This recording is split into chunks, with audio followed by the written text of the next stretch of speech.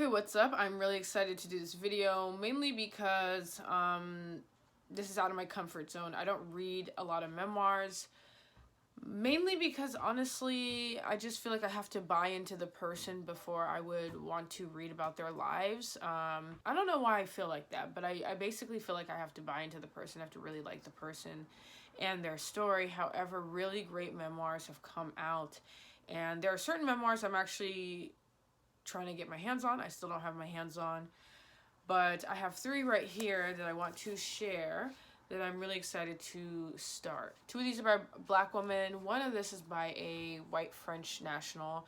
So I'm super excited to just talk about why I'm interested in really making sure that I finish these books by the end of 2021. Let's start with the one I recently just purchased, which was I Just Wanted to Save My Family by Stefan Pellicer. I really don't know that I'm saying that right, but this is the book.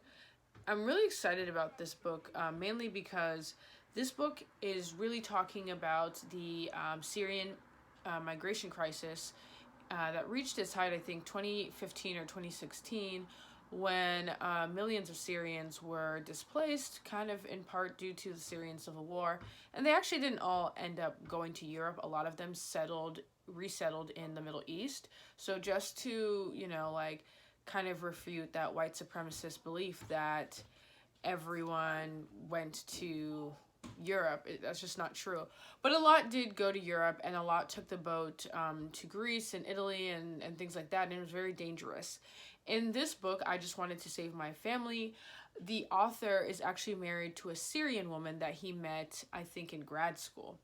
And her family, who is still in Syria, I think her parents and her brother, end up leaving Syria. And so they're in Greece and they're detained and they're trying to get to Italy by boat. And so the author of this book goes and tries to find them before they take that treacherous boat to Italy.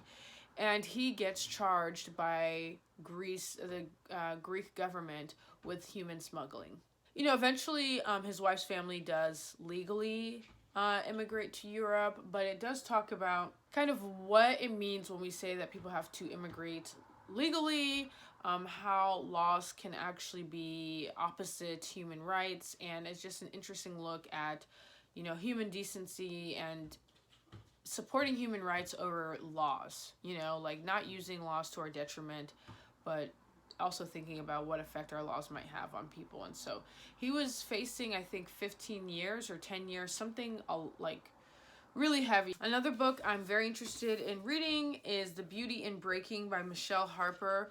This is about a lot of things, actually, but it is by a woman who is a physician, so she's a doctor, talks about love. I think she was engaged to a man or married to a man, and then they ended up splitting up or separating.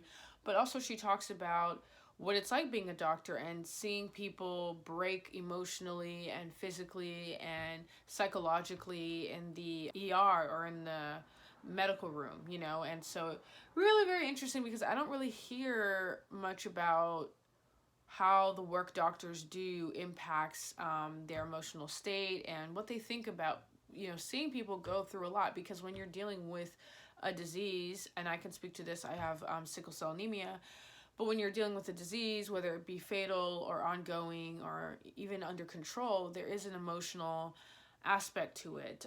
Dealing with mortality as a human is very hard, and especially as a doctor, I assume you would be always dealing with mortality. You are constantly facing life and death. If not for yourself, you're facing it for other people. So I'm really interested in reading The Beauty in Breaking, and I've seen really great reviews for this book. The last book I'm really interested in reading is The Yellow House by Sarah M. Broom, also by a Black woman. And this book, I was at first kind of, curious about it because I didn't really understand it. Sarah Broom is a journalist, but this talks about a house in New Orleans that she grew up in. And it talks about her mother. I think she had, I want to say 12 children.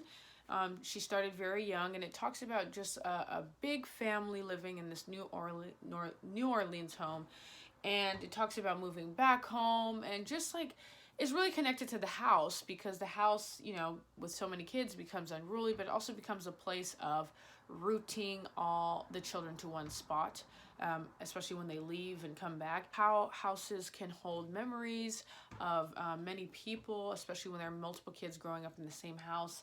And I think just a black family and this New Orleans home, I think it's a very just heartwarming story about family and the importance of land to a generation of people, or to a family. So I'm super excited to read this as well. These books, I'm so excited to read.